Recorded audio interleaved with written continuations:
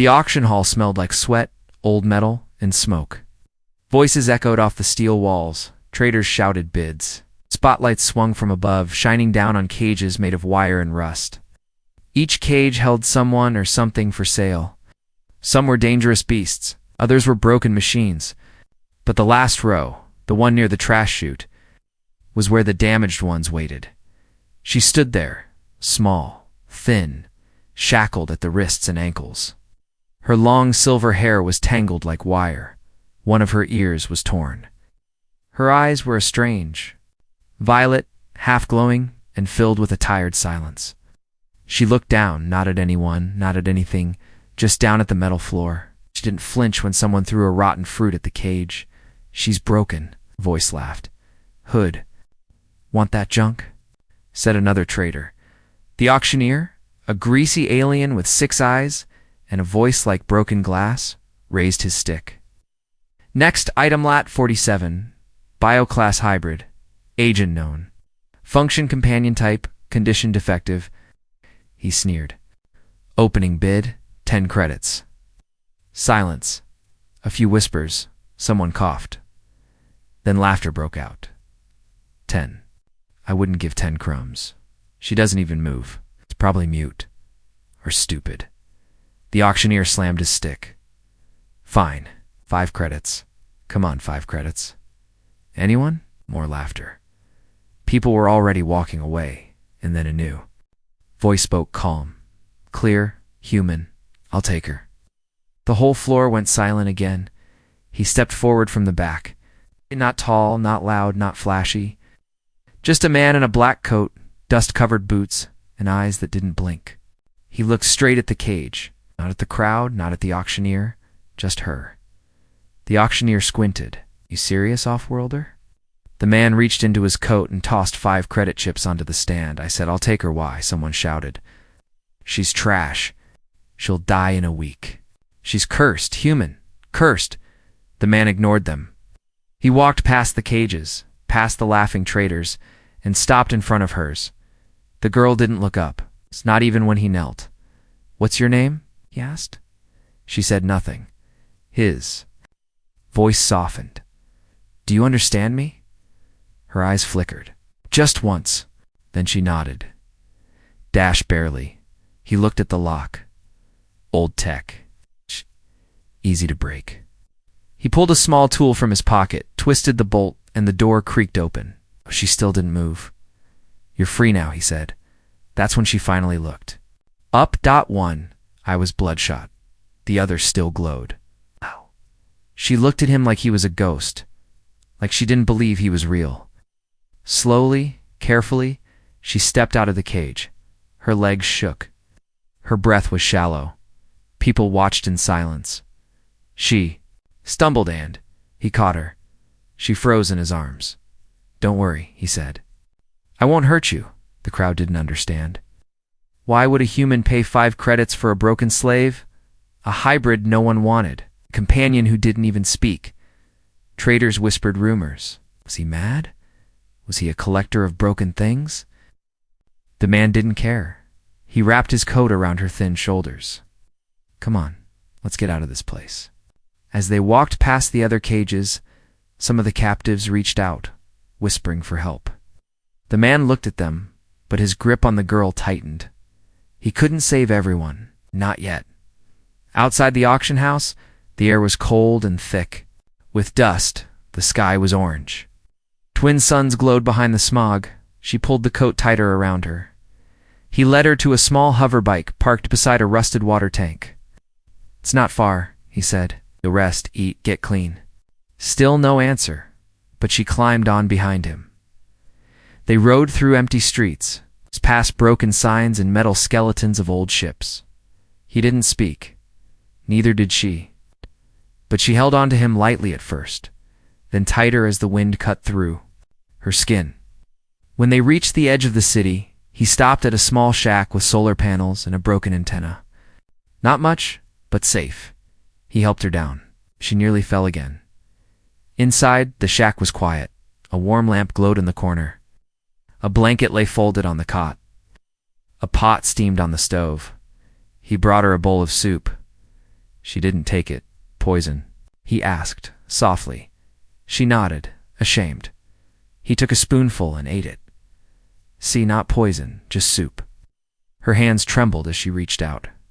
She took the bowl, drank slowly. Her eyes watched him the whole time. He didn't ask questions. Not yet. She finished the soup and held the bowl to her chest like it was treasure. Why? She finally whispered. Her voice was cracked and weak. Why did you buy me? He looked at her, calm and steady. Because I saw something no one else did. What? He smiled gently. Your worth. The night was quiet, but her dreams were not. She twisted under the blanket, sweat running down her temples. Her hands clenched the fabric as if it would vanish. In her sleep, she mumbled strange words, no one's language, just broken pieces. A scream caught in her throat, but she didn't wake. He stood by the door watching her. The same coat he had wrapped around her now hung from a nail on the wall. He had been up all night, fixing the heater, boiling water, making sure she felt safe. But she hadn't spoken again since her whisper.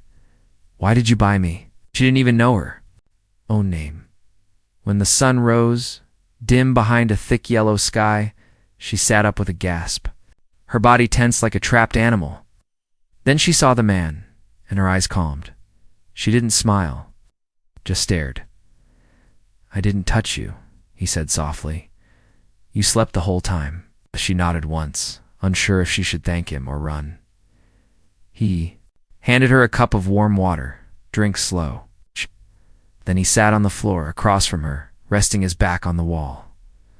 I won't ask you where you came from, not yet. But we need to call you something. She blinked. Your name, he said. Do you remember? She shook her head. He rubbed his jaw. Then you pick. Something simple. What should I call you? She looked around the room, plain walls, a flickering light, a folded piece of cloth. On the table, then she pointed at the sky through the window. The dust turned the light a soft purple. Luma, she said, voice small.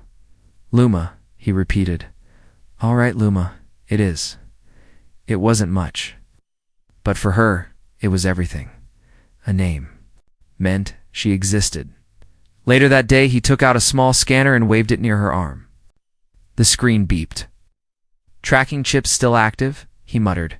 Standard auction tag. They'll try to recall you. I'll have to burn it out. She flinched. I won't hurt you, he promised. You want it gone, right? At her wrist, at the small bump just under the skin, glowing faint red, she nodded. He gave her a rolled cloth to bite, set up the sterilizer, and warned her, this will hurt, but only for a moment. She didn't scream, not even when the flesh sizzled. Just bit down, eyes wide, and let the tears fall silently. Afterward, he wrapped the burn carefully. You're free now, Luma. No more signal. No more chains. She touched the bandage with her fingers, then looked at him and whispered, Thank you. The next morning, she tried to help. She swept the floor. She folded the blankets. She tried to carry water but spilled half of it. He smiled. You don't need to do anything, you know. Luma shook her head.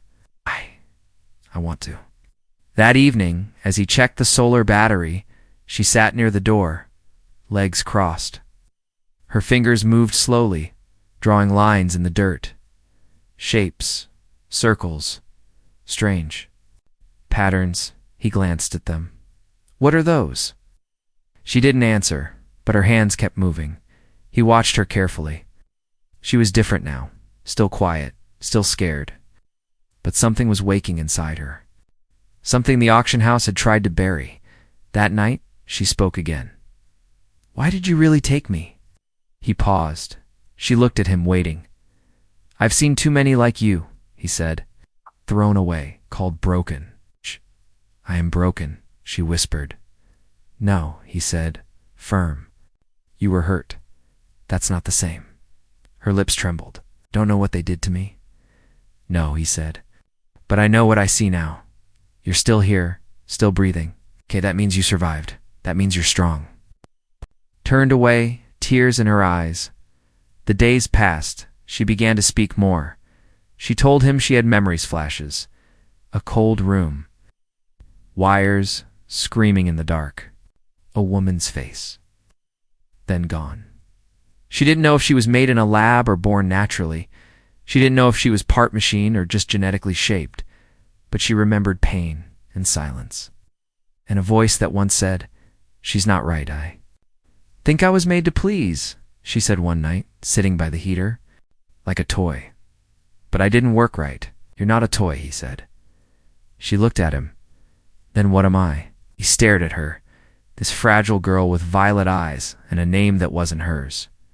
"You're someone who deserves a chance," he said, "just like anyone else." She didn't answer, but that night she slept without crying. In the dark, he sat by the window, holding his old blaster. He knew someone would come looking. They always did. But he wasn't going to give her back, not now, not ever. He knew it was coming the moment he saw the black mark on the door. It was early morning. The sun hadn't risen yet, but the dust in the air glowed faint orange. The shack was silent. Inside, Luma slept curled up under the blanket. Her breathing was calm, peaceful, but outside, the wind had brought more than sand. A black fingerprint smeared on the wood near the handle. Not paint, not ink. Blood. The man crouched down and touched it, still fresh, not more than 2 hours old. He stood up slowly, reached under the floor panel, and pulled out his old rifle. He hadn't used it in years, not since the border wars. The scope was cracked, but the trigger still worked. Someone had found them. Inside, Luma stirred. She sat up, rubbing her eyes. "Is something wrong?" He didn't answer. She stood, wrapping the blanket around her.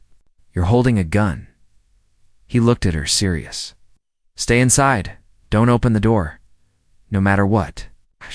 She nodded, but fear was in her eyes now, the kind of fear that never left. He stepped outside and closed the door behind him. The ground crunched under his boots. The old path down the hill was quiet. No birds, no sandcrawlers, no sound. Then he saw it just at the edge of the canyon. A black crawler bike, no markings, no rider. He walked closer. The engine was still warm then. Movement. A shadow ducked behind the rocks. "Come out," he said, voice firm. A figure stepped into view, tall, lean, wearing gray armor and a long hood. "One of the bounty clans," the man raised his rifle slightly. "You're not from the city." "No," said the stranger. "I'm from the contracts. You looking for me?" The bounty hunter smiled. "Not you." "Then you're not welcome." "She's tagged," the hunter said, voice smooth like oil. "Biocompanion unit auctioned and marked." "You tampered with that tag?" "It's illegal." "She's free." "No one's free unless the market says so." The man narrowed his eyes. "You came all this way to pick up a girl worth 5 credits?" "She's worth more to the wrong people," the hunter said, pulling out a scanner. "Someone's paying to find her. Double what she sold for." He didn't lower his rifle. "And you're already in my sights.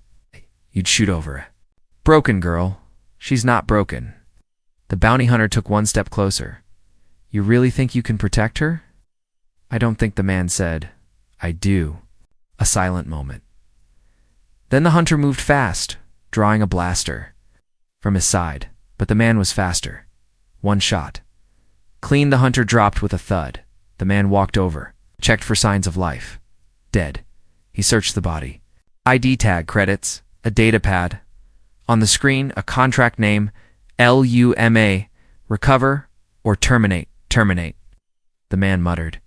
He looked back, toward the shack, fists clenched. Someone out there didn't want her rescued. They wanted her erased. He tossed the pad aside, wiped his hands, and climbed back up the hill. Luma was at the door when he arrived, eyes wide. "What happened?" "He didn't lie. Someone came because of me." He nodded. "I'll leave," she said quickly. "I'll run. I'll disappear." He grabbed her shoulders gently. "No, you stay. But I'm a danger to you. I can handle danger." Her lips trembled. "They want me dead." "Them come," he said. "They'll regret it." She fell into his chest, and for the first time she cried without shame. That night, they sat by the fire. He showed her the bounty tag. She stared at it. "I don't know why they want to kill me," she whispered, Someone spent a lot of money making you, he said. Maybe you saw something. Maybe you know something. I don't remember. That might be the very reason, he said. Maybe you're the only one who forgot what they all want hidden. She touched her temple. There's something here, but it's buried. We'll find it together. She looked at him, searching his face. Why do you care so much? He stirred the fire. 'Cause I was thrown away once too. She blinked. I was left for dead in a war no one talks about. They called me useless, broken, but someone pulled me out. A woman. She gave me food. Gave me a name again. I never forgot that, Luma whispered. And now you're doing the same for me. He nodded. She reached out, touched his hand. He let her. I don't want to be afraid anymore, she said. Then we fight, he said. Not with anger, not with hate, but with survival. Luma stood up, walked to the door, and looked out at the dark hills. For the first time, she didn't look small. She looked ready. Asterisk the wound on her arm, itched but not from pain, from heat. Luma sat by the mirror, fingers brushing the edge of her bandage. Underneath where the tracker chip had been burned out, something pulsed. Not a wound, not infection, but something else. Something buried deep. She didn't tell him at first. She didn't want him to worry again. But when she closed her eyes that night, she saw it flashes of silver halls, voices in another tongue, cold blue lights shining down as figures moved. Above her, and something worse, a room full of girls like her, tied, whispering the same name again and again. Luma. She woke up screaming. He rushed in, gun in hand. She clutched her arm. There's something still in me, she cried. Something I can't remember. He knelt beside her, looked at her wrist. You mean the implant? She shook her head. No, not a chip. It's something alive, inside. Looked into her glowing violet eyes. What do you feel? Like, my body doesn't belong to me, she whispered. The next day he brought out an old med scanner, dusted it off, powered it with a backup cell, and ran it along her skin. When the scan passed over her left arm, the screen lit up flashing red. Subdermal memory bank, he said slowly. Locked. Organic encryption. She blinked. What does that mean? It means your body's hiding something, he replied. Data. Real data. But locked so deep it can't be accessed without special tools or pain. She swallowed hard. Then take it out. I don't know what will happen, he warned. This isn't surgery. It could hurt. It could shut. You down? I want to know who I am, she said. Even if it hurts, he didn't argue. He laid her down on the old metal table, covered her mouth with cloth so she wouldn't bite her tongue, strapped her arm still. His hands were steady but his heart was racing. Then he made the first cut. She didn't scream, but tears slid down her cheeks. He dug carefully, and then his blade hit something hard. He pulled it out. A small black shard, smooth like glass, pulsing faint green. The scanner beeped wildly, her body trembled. She gasped, and then her eyes rolled back. Luma caught her before she fell. She was still breathing. Her pulse was fast, but steady. Then she whispered something, words he didn't understand. A language that didn't exist on Earth or any colony world. He put the shard into the scanner's port. The screen flickered. Then a video. File opened, and he watched. A lab. Clean white, full of hybrid children. Voice speaking. Subject Luma prototype of biomemory. Designed to store mission intel, hidden in flesh. It carries classified genetic maps, voice recordings, and target locations. To be destroyed after. Use. The screen went black. He stared at it, frozen. Luma had been created to carry secrets. Secrets someone didn't want getting out. When she woke up, hours later, he sat by her side. I saw what's inside, he told her. She looked scared. What am I? You're a vault, he said. I made you to store knowledge and kill you before you remembered. Her voice cracked.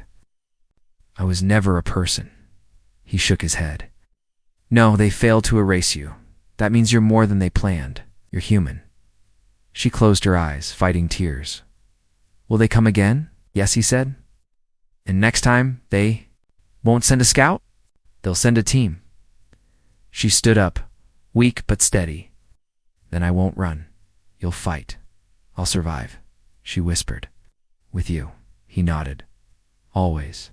That night, they buried the black shard deep in the canyon, under rocks, but it was already too late. Somewhere on a distant outpost station, an alert pinged red. Luma's signature recovered.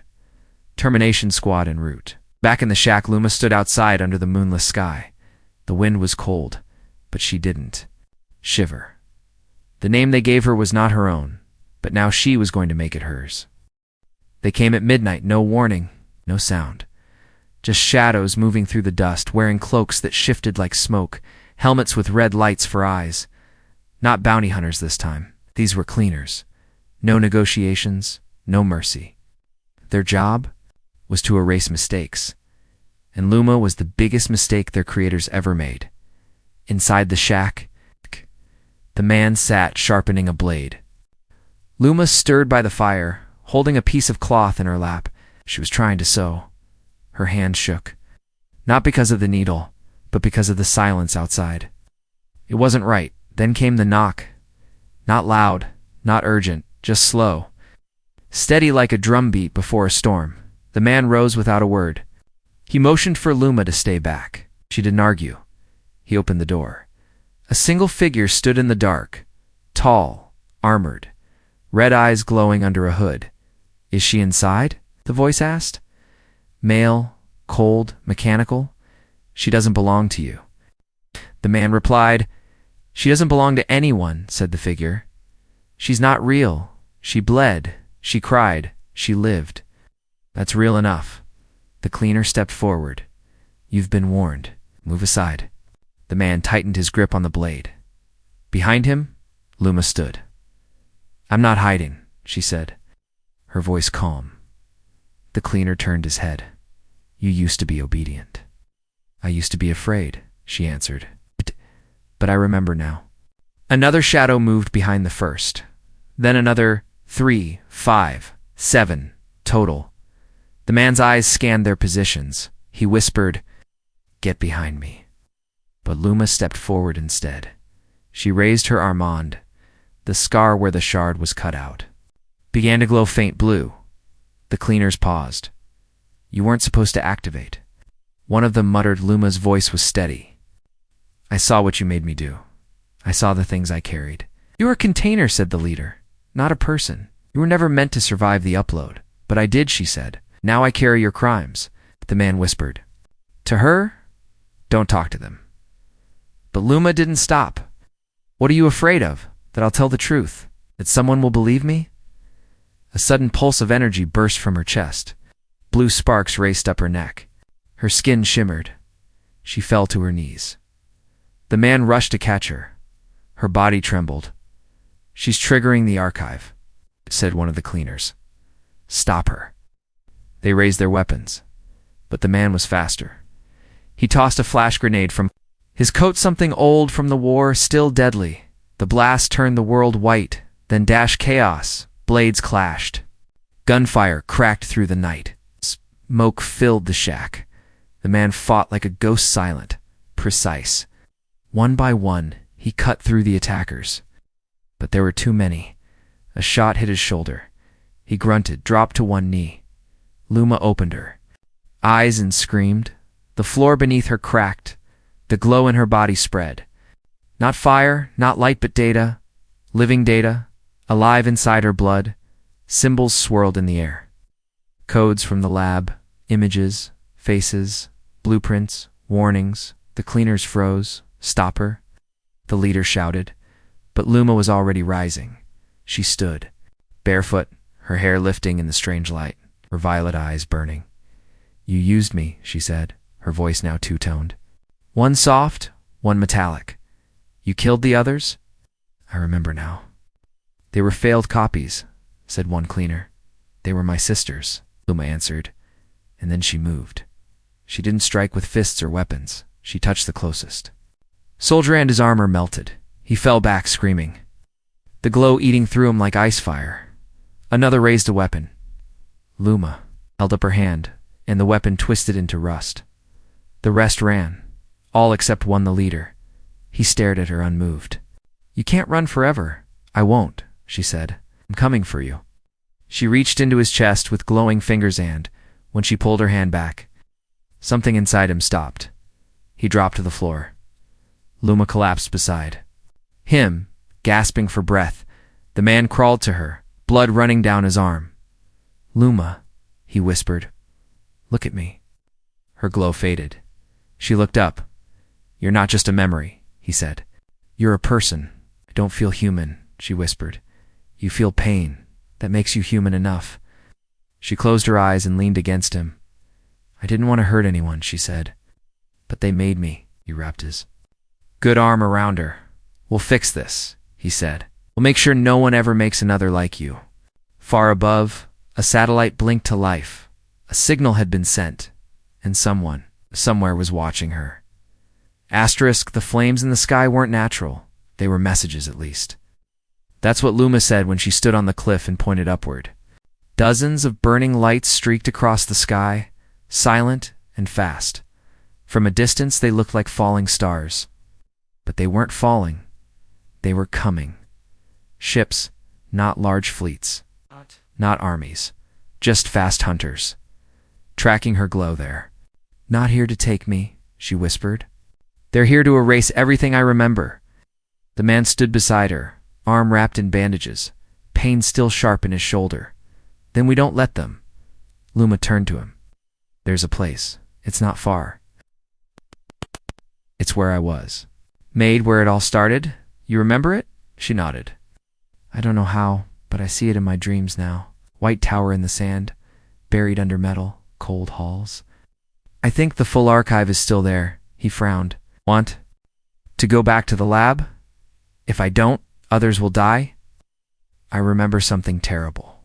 They were planning to make more of me. Thousands, different kinds, stronger, faster, and obedient clones."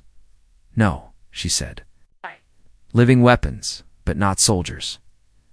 Disguised as children, as companions, to spy, to control." The man's jaw tightened. "That's why they want you gone." "They don't care about me," she whispered. "They care about the truth." He loaded his rifle. "Then let's take it back." They left that night. Traveled through sand canyons and cracked roads. Avoided scanner drones. Slept only when they had to. Luma no longer flinched at strange sounds. She was changing, growing sharper, her body stronger. Her glow now stayed with her, faint but steady, like a light beneath her skin. 3 days later, they found it. The white tower, half sunken into the earth, bent and broken. Wind howled through its shattered windows. Rust covered the steel. Beneath the surface, it still lived. Lights flickered inside. "This is it," she said. "You sure?"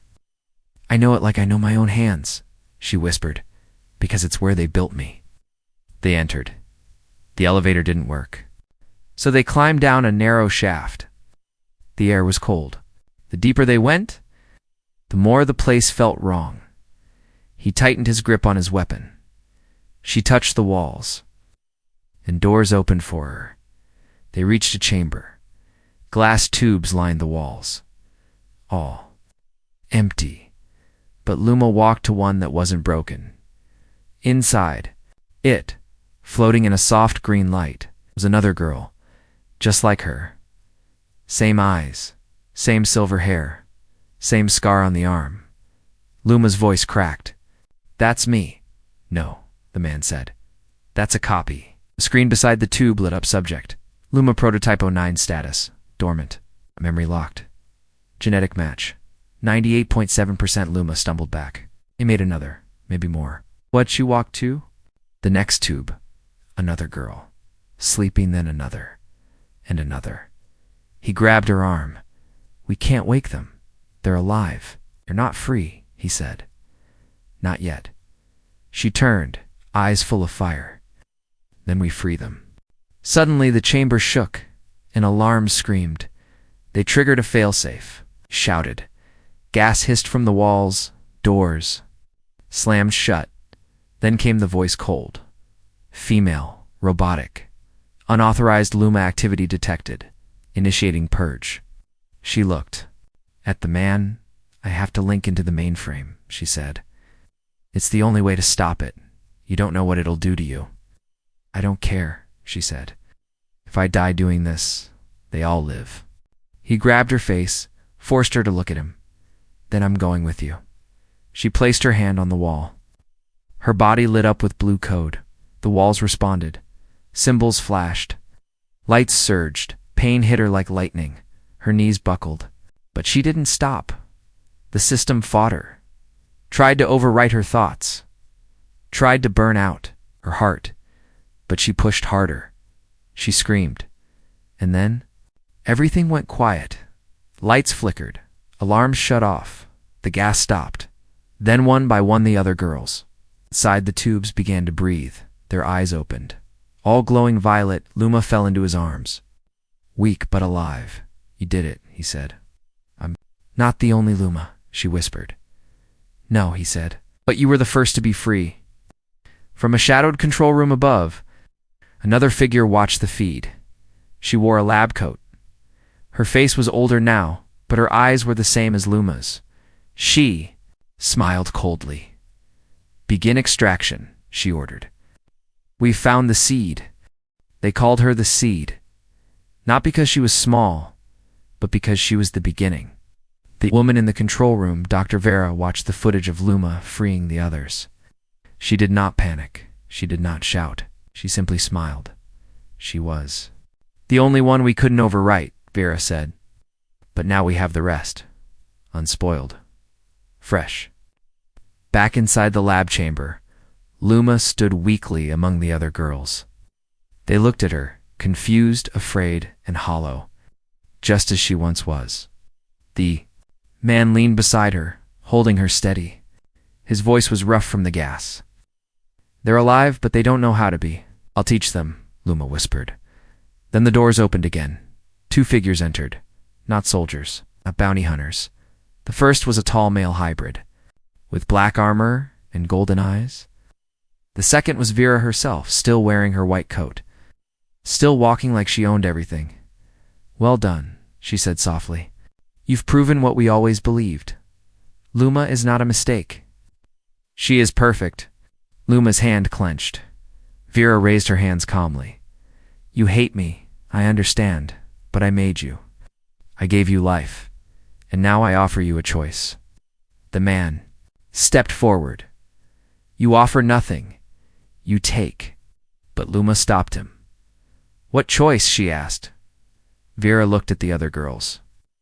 They have no memories, no pain. They can be anything.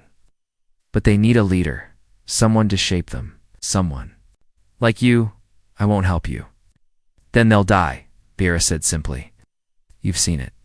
They can't survive without a guide. Luma looked at them, wide eyes, trembling limbs, half-formed people, her sisters. If you come back with me, Vera continued, you lead them your way. No cages, no chains. I give you full control. Of the project, you could build something better. What's the catch? The man growled. You leave the outsider behind, Vera said. He has no place in this. Luma froze. Vera stepped closer. He gave you shelter, he showed you. Kindness, but he is human. And humans will die long before your sisters grow. The man stared at Luma. Don't listen, she's lying. But Luma's heart pounded. Vera's voice was gentle now. You can save hundreds, lead thousands, or stay small and lose everything. Luma stepped back. She looked at the man who had saved her and then at the girls who now looked up to her. Her voice cracked. Why me? Because you're the first to break the chains? The man said, and the first to carry memory. Vera added. Luma closed her eyes. She remembered the cage, the market, the 5 credits. She remembered the soup he gave her. Coat he wrapped around her. The nights she cried and the nights she smiled for the first time. She remembered being held not as a thing, but as a person. And then she opened her eyes and chose. She reached for the man's hand. I choose him, she said, and freedom. Vera's smile vanished. The armored hybrid moved fast. But Luma was faster. The glow in her skin exploded outward. A pulse of truth. Not a weapon data. Everything she had seen. Everything she had carried. Names, documents, maps, video files of hidden labs. Children in chains, the lab system screamed. Screens shattered. The lights dimmed. Luma walked toward Vera. Fire in her steps. "You don't control me anymore," she said. Vera backed away, afraid for the first time. "You were a seed." Vera hissed. "Now you'll burn everything down." "Yes," Luma said, "because I know how to grow again." She turned. The man took her hand. The other girls followed. They left the lab behind them. Tower cracked. The walls began to collapse. No one looked back. 3 months later, in a quiet canyon, a village rose. Not made of metal, but stone and warmth. Luma sat by a small garden, teaching one of the girls how to hold a brush. Her silver hair danced in the wind. The man walked toward her, smiling. "You're early," she said, smirking. "You're glowing again," he said. "I'm always glowing," she teased. They laughed. Children ran past. Some were old experiments. Others were orphans they'd taken in. A world once filled with silence was now full of voices. Luma looked out at the hills. "I was sold for 5 credits," she said, "but now I know. It was never broken." The man touched her shoulder. "Shh. You were never for sale." She nodded, because now she was priceless.